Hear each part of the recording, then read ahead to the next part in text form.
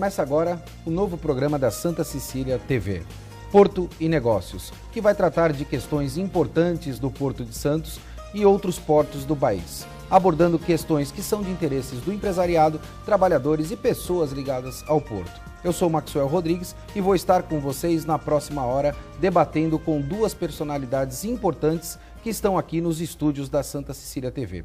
O primeiro convidado é Roberto Teller, presidente da Libra e presidente da SOPESP, Sindicato dos Operadores Portuários do Estado de São Paulo. Obrigado pela presença, Teller. Obrigado você, Maxwell. É um grande prazer estar com todos vocês aqui da Santa Cecília, com os telespectadores e com meu amigo Antônio, que você vai apresentar daqui a pouco. Nosso segundo convidado é Antônio Pássaro, presidente da Brasil Terminal Portuário. Muito obrigado pela presença, Pássaro. Muito obrigado, Zoé. É um honor estar aqui outra vez com vocês e com o meu capanga Roberto Teller. Vamos ver se conseguimos fazer disto um programa que ajude as pessoas a entender o Porto de Santos. Fico muito contente de estar aqui nesse primeiro programa, tratando desses assuntos relacionados ao maior porto da América Latina, com duas personalidades que me deixam extremamente à vontade para que nós possamos ter uma excelente interlocução. E para começarmos o debate deste programa, que é de suma importância estas duas pautas que nós vamos trazer, nós vamos falar um pouco sobre o que é o Santos 17 e também o que é o condomínio portuário que vem sendo proposto por estas duas personalidades. Pássaro, o que é efetivamente e quais são as propostas do Santos 17? O Santos 17 é uma iniciativa criada por nós em conjunto 2 anos atrás, no ano 15, para ver de criar uma maior eficiência no mantenimento do calado das profundidades do Canal de Santos e dos versos dos diferentes terminais.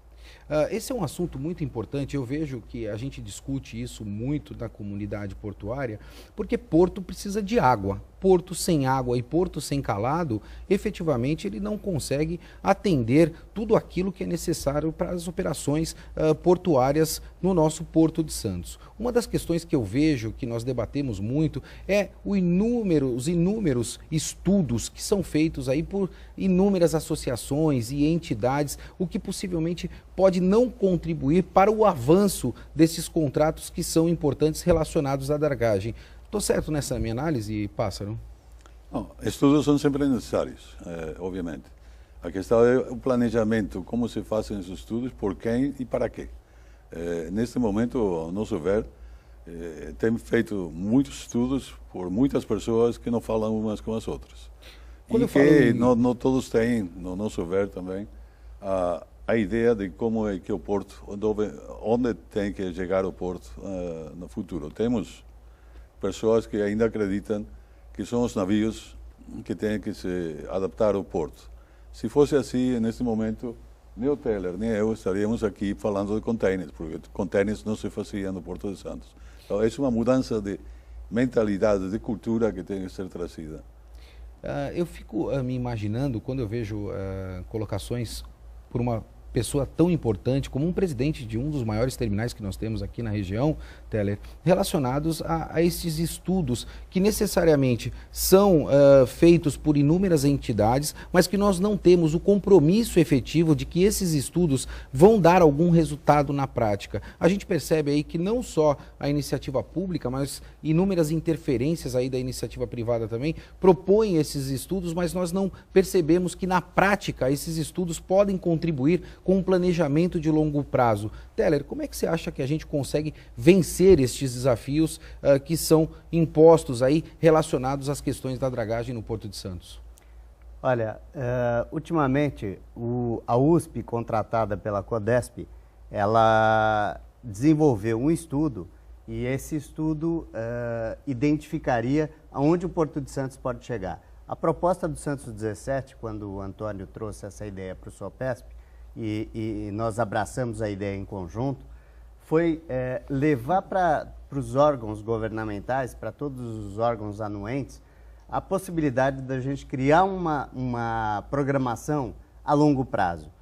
O que é fundamental dentro do nosso negócio, dentro de Porto, é perenidade. Como nós somos concessões governamentais, nós temos que ter segurança jurídica e a garantia de que os nossos negócios vão continuar perenes, vão continuar sendo atendidos e cada vez mais nós vamos crescer em contêineres dentro do Porto de Santos. Crescer em contêineres significa receber maiores navios e ao longo dos próximos 20 anos, e a gente sabe que os navios, para muito em breve, já são do tamanho de 366 metros, com uma profundidade que deve chegar calado, que deve chegar entre 15,5 metros aproximadamente, e para isso nós estamos lutando como loucos até agora para manter o máximo calado do canal do Porto de Santos para 14,20. Então, nós precisamos garantir o término dos estudos e que a CODESP, em conjunto com o Ministério dos Transportes, Portos e Aviação Civil e mais, toda a nossa comunidade portuária, garanta esses acessos ao longo dos próximos 20 a 30 anos, que é o prazo mínimo que todos nós temos de concessão. De concessão desses terminais. Eu acho que, se me permite, o Teller falou, estamos brigando pelo calado de 14,20 metros, mas a verdade é que temos nesse momento um calado restrito a 13,20 metros no canal, o que significa que muita carga não é carregada. No caso do nosso terminal, nós fizemos os cálculos, nós perdemos até 60 milhões de reais de receita por ano. 60 milhões de 60 reais milhões de reais de receita por ano, porque o calado está restrito a 13,20 metros. Se fosse 14,20 metros, estaríamos falando de perder 4 milhões. Mas não é só que nós perdemos. Você tocou num assunto importante, Pássaro. Como a gente fala de porto, a gente tem uma relação do porto com a cidade, né? E, consequentemente a isso, toda vez que você afeta o porto diretamente, você também tem outros impactos. A gente pode dizer que tem impactos na relação do emprego também? Absolutamente. No nosso caso, e estou só a falar, o Teller poderá dizer dos outros, como presidente da SOPESP, mas no nosso caso, nós no mês de janeiro, não dimos 700 marcações para o OGMO. No mês de fevereiro, 700 posições do OGMO foram perdidas em relação à falta de calado para recebimento de navios de grande proporção. Outras 700 no mês de fevereiro. E assim vai. Os caminhoneiros que não conseguem transportar essas cargas. Os exportadores que não conseguem carregar e têm que ir para outros portos, porque não conseguem carregar aqui em Santos. Isso é uma pérdida só de receitas, acho eu, que ronda os 100 milhões de reais por ano. E não estou a falar, outra vez, dos caminhoneiros, de toda a periferia, a cadeia portuária. E aí eu entendo isso um pouco como um paradoxo, porque em momentos de crise, no qual a gente vem discutindo aí a falta de emprego, a gente vem discutindo aí a competitividade cada vez mais ferrenha para atrair clientes, isso de uma forma generalizada, não é só no segmento portuário, mas também em outros segmentos, a gente percebe que essa questão da dragagem é um impacto significativo para a nossa região, a fim de ter não só novas arrecadações, mas também ter novas oportunidades para a região. É isso, Teller? Sem sombra de dúvida, Maxwell. Esse impacto foi muito violento. Essa crise que nos assolou aí nos últimos 2 anos fez com que aproximadamente 5 mil empregos diretos fossem perdidos, 5 mil trabalhadores do nosso segmento portuário saíram do circuito. Isso, se eu contabilizar os empregos indiretos, multiplicando isso por 4, são aproximadamente 20 mil pessoas que ficaram desempregadas dentro do nosso porto, dentro desse impacto dos 100 milhões que o Antônio mencionou agora há pouco. Que são números bastante significativos. E na visão de vocês, a privatização é uma solução, Antônio Pássaro? Eu não diria privatização, eu acho que é mais uma questão de trabalhar em conjunto. O que a gente tem feito com Santos 17 e com a SOPESP, temos proposto às autoridades fazer um trabalho em conjunto, em forma de condomínio, sim, gerido pela iniciativa pública, iniciativa privada, privada, o que asseguraria o planejamento a médio termo e longo termo e também a maior eficiência das oportunidades que se apresentam. Quando a gente fala em condomínio, me falta aí algumas pontuações nesta equação. Hoje nós temos aí um volume vertiginoso de associações, o que pode, de certa forma, fragilizar a interlocução com o governo federal. Vocês entendem, vou perguntar para os dois, porque é uma pergunta bastante importante, até para o pessoal que está em casa, que a federalização é importante para o Porto de Santos das associações? Sem sombra de dúvida. O SOPESP, como Sindicato dos Operadores Portuários do Estado de São Paulo, representa os interesses do Porto no Porto de Santos e de todos os operadores portuários que aqui estão. E que são muitos, tanto concessionários como TUPs, né, terminais de uso privativos.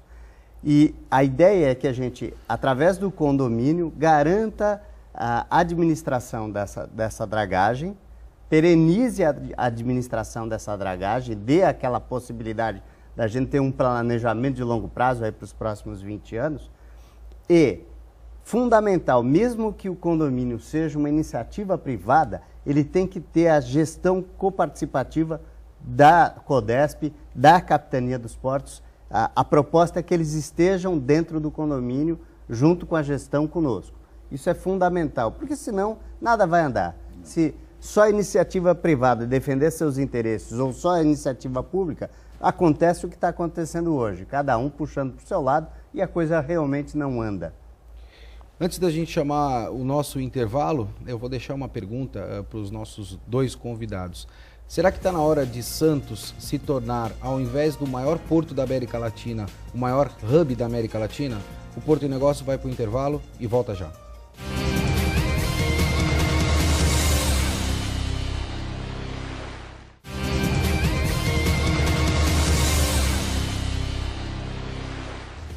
Voltamos com Porto e Negócios aqui pela Santa Cecília TV. Hoje recebemos Roberto Teller, presidente da Libra Terminais e da SOPESP, Sindicato dos Operadores Portuários do Estado de São Paulo, e Antônio Passaro, presidente da Brasil Terminais. No último bloco, eu deixei uma pergunta relacionada ao Porto de Santos. Será que não está na hora de deixarmos de ser o maior porto da América Latina e nos tornarmos o maior hub da América Latina? Passaro. No que respeita a containers, não tenho nenhuma dúvida. Tem que ser. Os navios maiores vão chegar, estão chegando. Eu acabo de estar em Buenos Aires, por exemplo, e vi aí com próprios olhos que é impossível entrar com esses navios no Porto de Buenos Aires. O mesmo acontece em Montevideo. Então, tem que ser Santos o porto natural de hub para a costa este da Quando você menciona Buenos Aires, e aí até para o telespectador em casa entender o que efetivamente seja um hub, qual é a contribuição que o Porto de Santos pode dar, nesse caso especificamente do Porto de Buenos Aires, em relação a esse transbordo de carga, Passa? Eu acho, em termos de quantidades? Quantidade e movimentação também, em virtude do Porto de Buenos Aires não ter o calado suficiente a fim de receber os grandes navios que nós temos hoje aí internacionalmente. Eu acho que em termos de quantidades, facilmente se está a falar de 1 milhão de containers mais por ano entre Buenos Aires e Montevideo, entre exportação e importação. Isso com diferentes navios. O que vai acontecer aqui não só é aumento da movimentação de containers, é aumento drástico da movimentação de navios, porque esses containers vão vir com navios mais pequenos para dar de comer, digamos, feeding, os navios maiores. Na verdade, Teller, é o que a gente trata aí em relação à questão da cabotagem, é ter grandes navios, onde o Porto de Santos possa receber estes navios e distribuir para outros portos. Essa é uma grande alternativa para o Porto de Santos, Teller? Essa é a única alternativa para o Brasil, para o país. A cabotagem tem que ser motivada, nós temos que conseguir cair os custos de cabotagem, que ainda são astronômicos no país, para que ele seja competitivo muito mais do que o modal rodoviário, que é todo país evoluído do mundo que tem um volume considerável do comércio exterior transitando via navios, o feeder e a história da cabotagem, ela é automática, né? Ela é inevitável. Ela está no DNA. Ela está no DNA, exatamente. Isso vai acabar acontecendo. Isso só não aconteceu, na verdade, o Brasil ele teve uma retração tão grande nos últimos 2 a 3 anos em virtude da crise, e acabou passando por uma tempestade perfeita, Maxwell. O que aconteceu? A gente entrou numa crise onde a gente teve uma retração de PIB aí de aproximadamente 4% ao ano, E, ao mesmo tempo, o comércio exterior com a Ásia despencou radicalmente. A gente teve uma redução aproximada de 40% dessa movimentação. Uau. Se não, certamente nós já estaríamos com uma movimentação muito maior, não só em todos os terminais de contêineres de Santos, quanto do Brasil, e o movimento da cabotagem e do feeder naturalmente teriam acontecido. Eles vão ser inevitáveis, como eu comentei. E precisamos do apoio aí da parte da iniciativa pública a fim de contribuir com todo esse regramento que hoje é bastante prejudicado. Talvez prejudicado muitas vezes pelo lobby que ocorreu nos últimos 30 anos, se assim a gente pode dizer, em relação ao modal rodoviário. Essa opção ela foi feita há muito tempo atrás pelo modal rodoviário. E nós precisamos agora, eu acho, no meu entender, gostaria de saber a opinião do Pássaro, que a opção ela começa a se tornar por outros modais também. O país precisa investir em outros modais, como a questão do ferroviário e como a questão também efetivamente da cabotagem. E para que nós possamos entender tudo isso, eu vou chamar um VT relacionado ao Maasvlakte Plaza, um dos maiores complexos logísticos em Amsterdã, Rotterdam, para que o telespectador entenda os investimentos que vêm sendo feitos hoje no porto de Rotterdam. Roda o VT.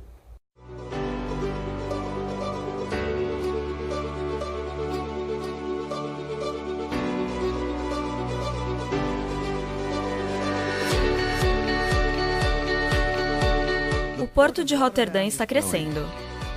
O Maasvlakte 2 foi construído e seu desenvolvimento está bem adiantado. Isto levará a um aumento considerável em transporte rodoviário nos próximos anos. A autoridade do Porto de Rotterdam está antecipando este desenvolvimento construindo o Maasvlakte Plaza, um estacionamento para caminhões de grande escala com serviços modernos para motoristas e caminhões. O Maasvlakte Plaza, localizado na parte oeste do porto, é uma adição bem-vinda às áreas bem-sucedidas já existentes de estacionamento para caminhões.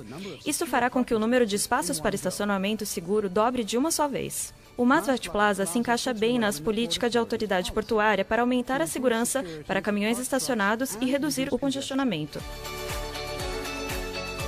O prédio, localizado no centro da área, acomoda uma variedade de serviços, incluindo instalações sanitárias e refeitórios. Espaço para escritórios também está disponível e lotes estão sendo atribuídos a empresas relacionadas a caminhões.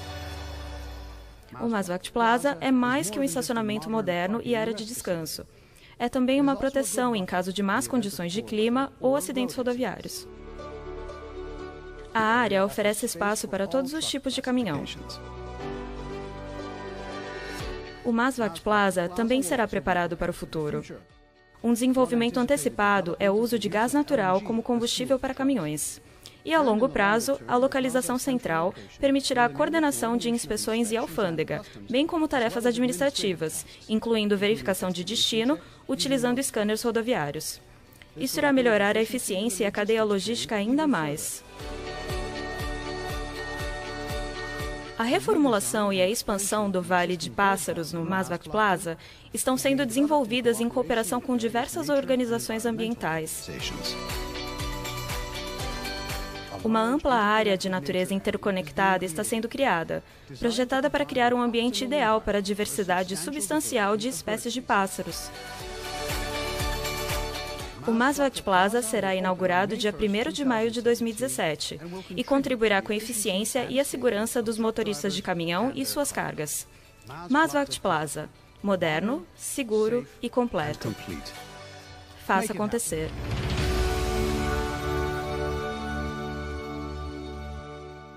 Vocês acham, creem efetivamente que um projeto como esse, Pássaro, pode ser implementado no Porto de Santos? É de suma importância para que nós possamos ter um planejamento de longo prazo, como você mencionou muitas vezes? Eu acho que o grande problema do Porto de Santos, nesse momento, é a falta de planejamento a longo prazo. Esse vídeo, que para além do que de ser uma questão de orgulho pessoal por ser holandês, você está em casa, naturalmente, né? Estou em casa, é naturalmente uma coisa que você não disse, mas levou quase 8 anos desde a sua idealização a implementação agora no mês de maio.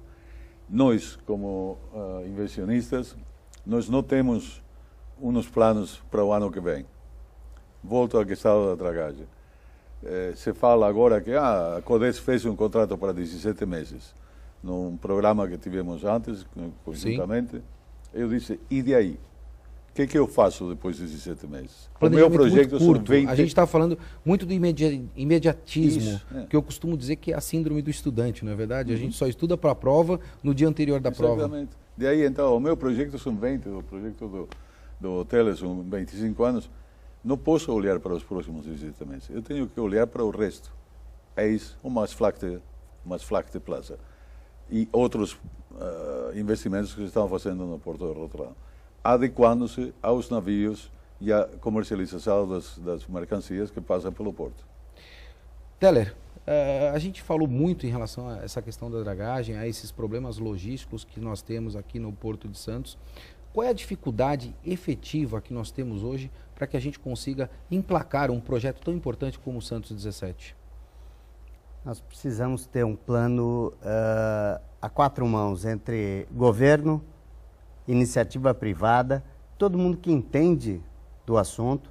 O assunto porto, ele não diz respeito único e exclusivamente ao acesso aquaviário, ele diz respeito também ao acesso ferroviário, como você bem mencionou, ao acesso rodoviário, e nós temos problema em absolutamente todos eles. Então, nós precisamos sentar com o governo a 4 mãos e construir, através de um grupo de trabalho, um planejamento de longo prazo que envolva a readequação de todos esses acessos que são extremamente necessários. Alguns desses assuntos estão sendo discutidos ao longo dos últimos 30 anos e nada se fez. Nós não conseguimos resolver o problema da duplicação. Como é que a gente chega em Santos ou sai de Santos? Como é que a gente faz? Esse é um ponto bastante importante. É um ponto fundamental. Esse vídeo foi interessante porque nós temos um projeto muito incipiente sem dúvida nenhuma, não chega nem aos pés do Maasvlakte Plaza, mas sem dúvida nenhuma é um ponto de partida, que foi a ideia do Portolog. A ideia do Portolog, através dos nossos pátios rotativos, que são da iniciativa privada, é uma pequena costura em direção a esse caminho, mas ainda tem muito chão para percorrer.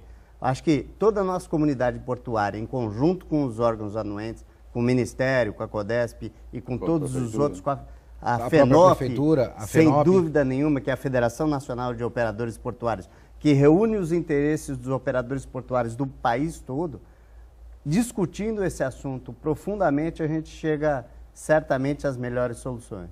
Nós experimentamos, num passado não muito distante, uma gestão pública muito focada na questão privada, né? Nos últimos 20 anos, a gente experimentou aí uma gestão pública muito focada na iniciativa socialista, né? Focado muito mais nestas questões. E nós percebemos que nem tanto uma, nem tanto outra deram os resultados. Será que não está na hora de nós termos, Pássaro, as parcerias públicas privadas efetivamente funcionando no nosso país e sendo fomentada pelo governo federal para que a gente possa resolver esses problemas tão importantes para o Porto de Santos?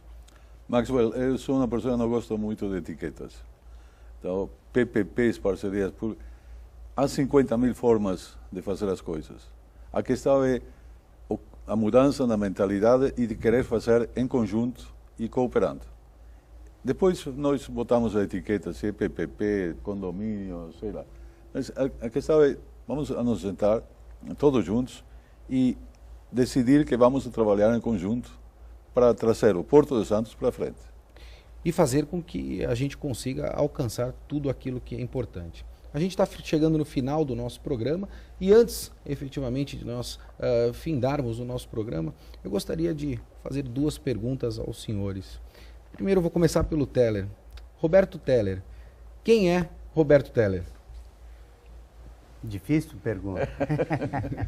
Roberto Teller, eu sou engenheiro eletrônico por formação da Faculdade de Engenharia Industrial lá de São Bernardo do Campo. Estou no mercado há 35 anos, trabalhei em 18 segmentos diferentes. A minha carreira é sui generis, é um pouco diferente do normal, porque eu profissionalizei grandes empresas familiares ao longo da minha carreira toda.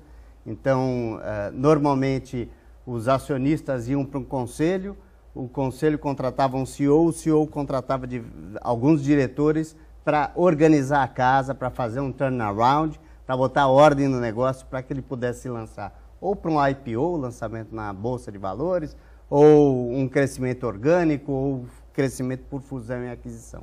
E eu sempre participei disso tudo. E aí, nos últimos 6 anos, depois desse vendaval que eu participei de tantos segmentos diferentes, transportadora rodoviária de cargas, indústria metalúrgica para o segmento de autopeças, Só cabines fotográficas. Calmos. Só mercados calmos. Só mercados muito tranquilos, né?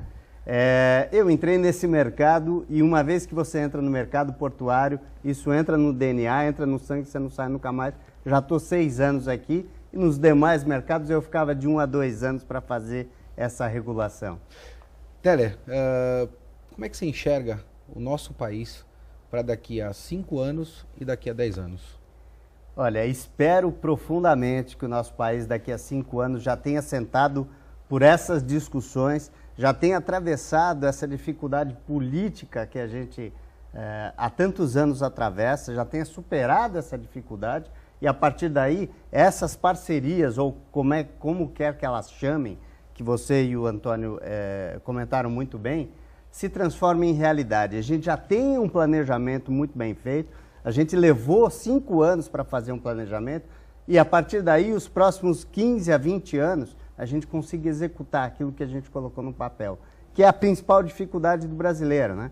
O brasileiro não planeja, o brasileiro tem uma dificuldade inerente de planejar. Ele faz, erra, aí na tentativa e erro você tem retrabalho, você tem o custo, você tem todos os impactos. É a cara do nosso porto, Marcos. É a cara do nosso porto. É isso aí. Pássaro, tenho que perguntar, quem é Antônio Passaro? Antônio Passaro é um cara que tem o porto no DNA um pouco mais cedo do que o Teller. Minha mãe trabalhava na administração portuária e, portanto, já comecei desde pequeno a ir ao escritório dela, que era muito diferente de agora. Você começou em Rotterdam? Não, comecei em Montevideo. Eu nasci em Montevideo. Depois naveguei vários anos, comecei no mais baixo nos navios, e aí depois em Holanda comecei a estudar e fazer. Tenho agora morado em 18 cidades, depois de sair da Holanda, 10 países, e sempre na área de containers. Por isso que a minha cara está um pouco quadrada agora. De tanto vivenciar este mundo, o mundo do container. E aí eu vou te pedir, Passaro, para que você deixe uma dica, porque eu sei que você é um profundo conhecedor disso também, saindo um pouco desse universo portuário, uma dica de vinho para o nosso telespectador, já que você é um profundo conhecedor disso. Não, tem uns, aqui em Brasil tem uns vinhos muito bons, no Rio Grande do Sul, dos quais eu gosto muito do Tanat, e depois vinhos espumantes muito bons também da Aurora. A uva preferida do Passaro é o Taná, e eu já prometi a ele que eu vou convencê-lo de que o Zinfandel é muito melhor do que a uva Taná. Espero provar. Esse nosso desafio. Porto de Negócios fica por aqui, a gente volta semana que vem. Agradeço pela sua audiência e até lá.